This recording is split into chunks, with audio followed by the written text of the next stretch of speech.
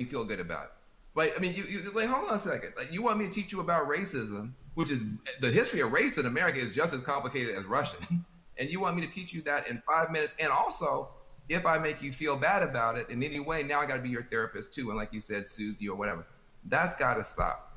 I would love for somebody to come to me and say, I made my whole family watch the 13th and read the new Jim Crow and read White Fragility, and we had a question on page 52. Now, hey, we can have that conversation all day long because you're doing your homework, but don't flop on me like you never heard of Google. If you wanted to know about cryptocurrencies or whatever, you find that stuff out before any black person ever heard of it. So I'm sure you can educate Yeah, yourself to be real, you still about want to watch this, anything bro? you want to know. I have to say You something to messing? you because I've never gotten a chance to talk to You you. still I feel watching it? like I know you because I'm Cause I such ain't a watching. big, mad, crazy Stan and fan. But I love you to death. I just am so proud of you. I'm saying proud of you almost as Patrick. I am so proud that you exist. Where do you find the strength to continue to do what you're doing and say what you're saying, even in the face of opposition, to the point where now the whole world has to listen to you? Where did you find the strength when they weren't listening? I guess maybe this is just part of the black woman's condition is that we don't know any other way. And most of us, I come from a line of black women who were just like this. My mother's like this. My grandmother was like this, where it's the old phrase we've all used as black people, making a way out of no way.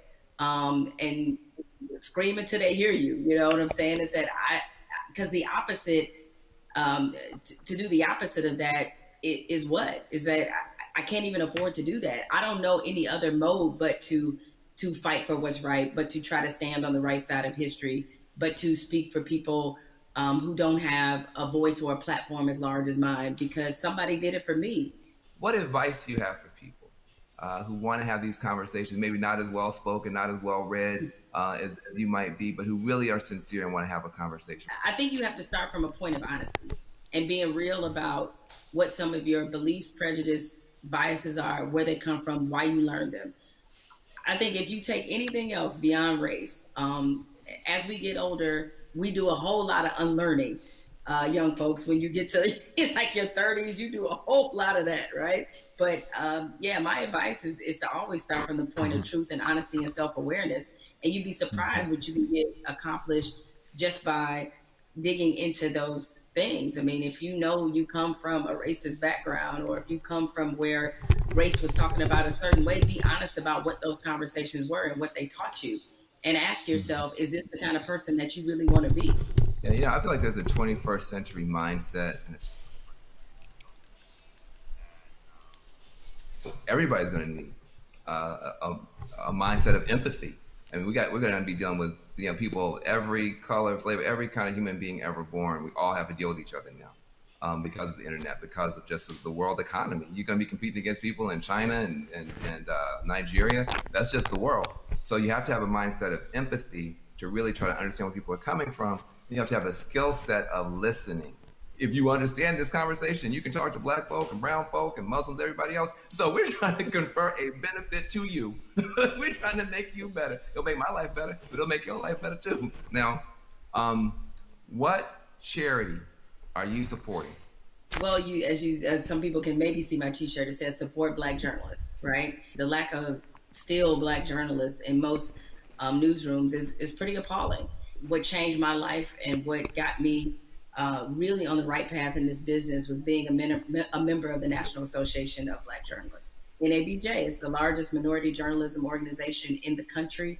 The development, the networking, job fair, internships, scholarships, what happens there has changed lives. It changed a lot of people's careers. I mean, people like you, Van, and everybody you want to think of, Roland Martin, Soledad O'Brien. It's just a number of people, Michael Wilbon, that are a part of this organization and have been able to build legacies there. And so it's on us to, again, usher in this next generation of young journalists who, I get it right now, feeling really discouraged when they look at not just what a lot of newsrooms look like, a lot of networks look like, but also we're under the under the shadow of a pandemic right now. So you There's a lot of journalists who have lost their jobs. A lot of companies are downsizing.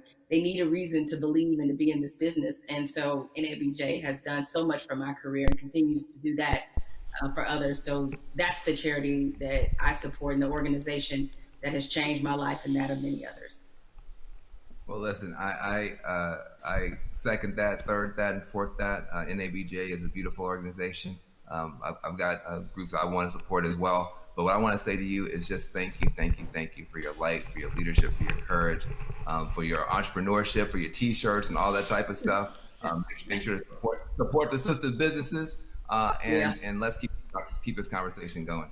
Much love to you. Thank you, Van. This is a pleasure. I got good news for you. I got bad news for you. The good news is that people are activating all around the world, all across the planet for change. That is a powerful moment. Here's the bad news. Unfortunately, this is not a one answer fixes everything situation. We're talking about systemic problems, which means it's not just one law or one person. You need 360 degrees of change to shift to get the outcome that's right. But we can get there if we keep talking, if we keep working, if we keep building. And if we do that, we can reshape America. That can be done. It's been done in the past.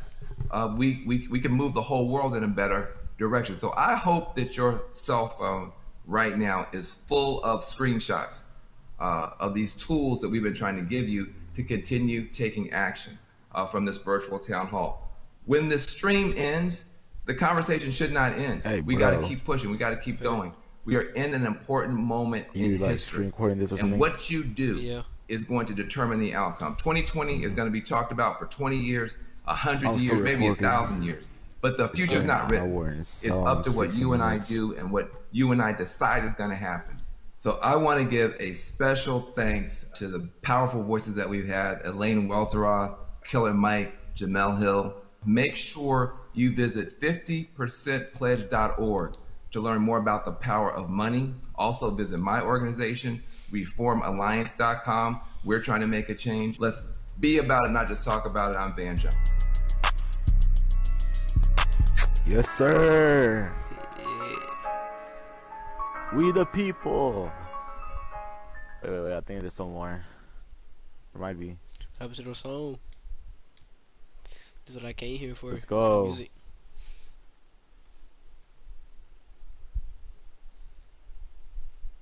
So I can't dance, but okay.